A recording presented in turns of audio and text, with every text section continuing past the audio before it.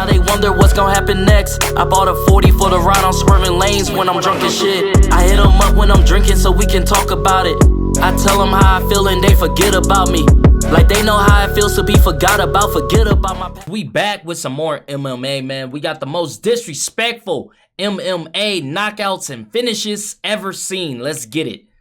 Hey everybody, how's it going? Welcome back to Fight Focus. And for today's video, we'll be covering the most disrespectful knockouts in MMA. Also, if you enjoy this video, please make sure to drop a like, just jump on man's comment back? what video you want to see next. Let's get to it.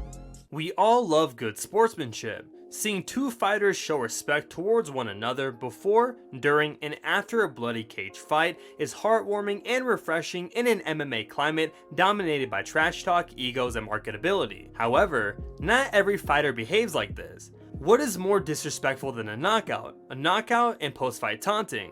For this video, we've compiled the list of instances where MMA fighters knock their opponents out in disrespectful fashion. Number 8, Gerald Harris. After leaving the promotion and picking up wins on the regional scene, Harris met Aaron Cobb in the main event of Legacy FC 63 in 2016. Oh, that's the slam specialist! He had to get his arm out so the triangle didn't happen. Oh!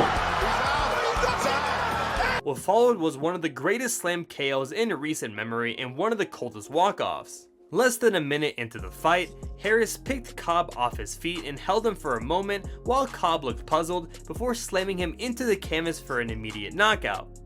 First of all, you know how strong this man gotta be to pick that dude up like that and slam him?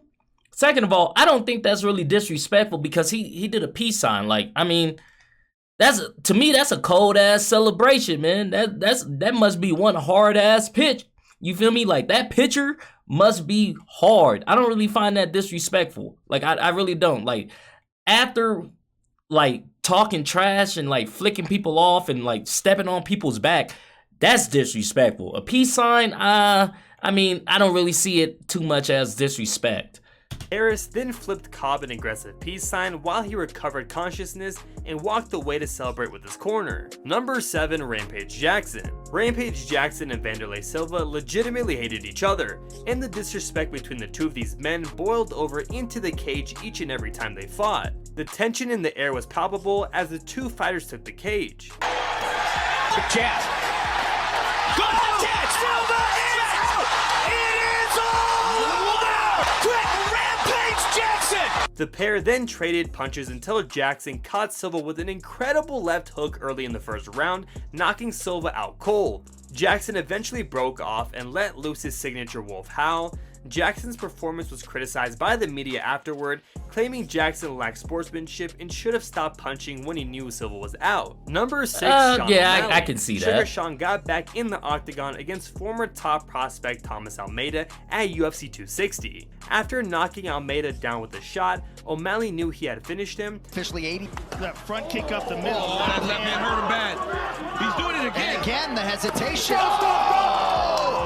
He gets another hook. He stalked forward as Almeida rolled onto his back, fell into a right hand with all of his weight straight into Almeida's temple. Trying to trademark his own post-fight celebration, O'Malley celebrated by imitating a basketball jump shot and wobbling around as if he was unconscious too. The knockout itself was nasty, and the celebration in tandem made this an incredibly disrespectful finish.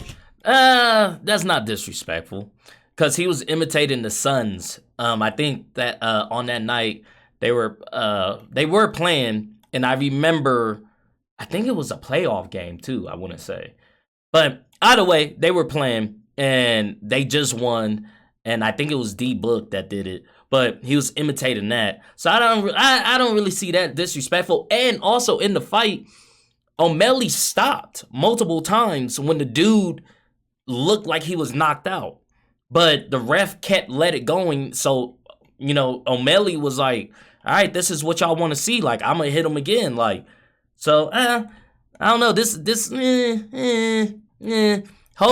Hopefully we get to the real disrespectful shit, man. Because I don't really, these last couple ones ain't really disrespectful in my opinion.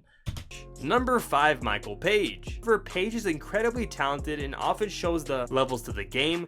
when he blatantly disrespects his opponent's skills through dance moves and mental trickery. His performance against Jeremy Holloway at Bellator 153 showed that he is a finisher not only on with his incredible stand-up, but from all positions when the opportunity arises.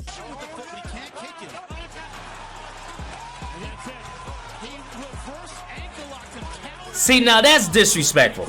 Now we get into the nitty-gritty. Page dropped the clearly outclassed Holloway with the first strike, then took advantage of Holloway's takedown attempt to secure painful toe-hold submission. While locking up the foot, Page nodded aggressively towards Holloway, and when the fight was stopped, Page got in Holloway's face and danced away to the center of the cage. Page's post-fight celebrations are as infamous as his finishes, but this one felt particularly painful and disrespectful. Number 4, BJ Penn. One example of this is his UFC 84 lightweight title defense against Sean Sherk. God dog.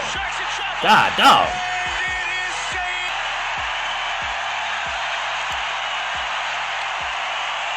The fight played out for 3 rounds when Penn landed an uppercut and followed up with a flying knee. My man circled back. He doubled back. Acted like he was, you know, wiping old boys his opponent blood and licking it. Oh yeah, that's crazy. That's a wild shit right there. Now that's wild. The fence while Penn landed several more punches before referee Mario Yamasaki stepped in. After his victories, Penn was infamous for licking his opponent's blood off his gloves. After finishing Sherk with a flying knee and follow-up strikes, Penn realized his gloves were blood-free. This was unacceptable, so Penn walked over to Sherk, who was still recovering from the knockout, and wiped his gloves on Sherk's bloody face. He returned to the center of the cage and licked the blood to the enormous of applause of fans. Number 3, Israel Adesanya. The fight was sure to sell, and both men had something to prove. However, nobody, especially Dana White, expected Costa to be so slow and timid. Knockdown for Adesanya. Costa, that is it. Still undisputed. Near the end of round 2, Adesanya hit Costa upside the temple with a left hook, which stunned him and caused a knockdown. Adesanya swarmed Costa with punches and elbows before the fight was stopped. Adesanya proceeded to hump Costa while he was keeled over, causing the referee to push him away. The humping made social media buzz. I disapprove 100%. Number 2, DJ Dillashaw. After building a heated rivalry through gym drama and season of The Ultimate Fighter, bantamweight champion Cody Garbrandt was set to make his first title defense against top enemy TJ Dillashaw at UFC 213 in the summer of 2017. Ooh. He's there. Dillashaw trying to finish this fight. That's it. Wow. TJ Dillashaw. The momentum certainly seemed in the champion's favor until Dillashaw got into his rhythm and knocked Garbrandt out in the second round. After the finish, Dillashaw's emotions rose and he screamed in Garbrandt's face as the former champion rose to his feet, still wobbling after the knockout. Watching the fight, you could feel the disrespect coming to a boiling point and exploding with Dillashaw's victory and subsequent celebration in the face of his rival. And on to one of the most disrespectful knockouts ever seen. Number 1, Jorge Masvidal. Perhaps the most iconic and most disrespectful MMA knockout belongs to Jorge Masvidal when he finished Ben Askren with a flying knee in 5 seconds at UFC 239. Forever we'll be talking about it. Any chance they get. The fight clock is brought to you by Modelo.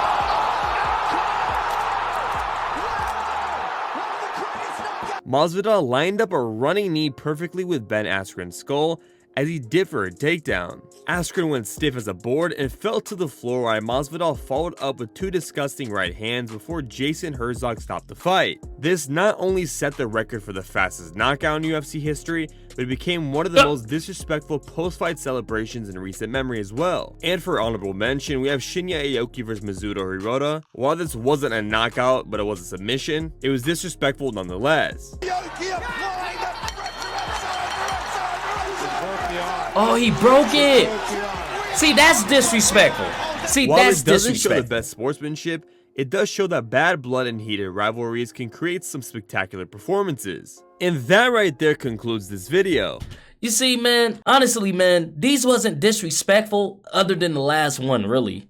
Like, the last one really was the most disrespectful. Like, if you gonna put up a middle finger to someone, that's disrespect. Okay, to me, that's disrespect. But everything else was kind of like they're celebrating. Like, they're just, you know, you get so riled up in the emotions and the feelings that, you know, it's the adrenaline, you know. But unless you like, you know, cussing at somebody or flicking them off or stepping on their back or something, I don't really see it as like disrespect. I don't know. Y'all tell me how y'all feel about this, man. Y'all let me know down in the comments. If you guys like this video, go ahead and hit that thumbs up button for me. Thank you guys for commenting, sharing, and subscribing. And I'll see you guys next time. Peace.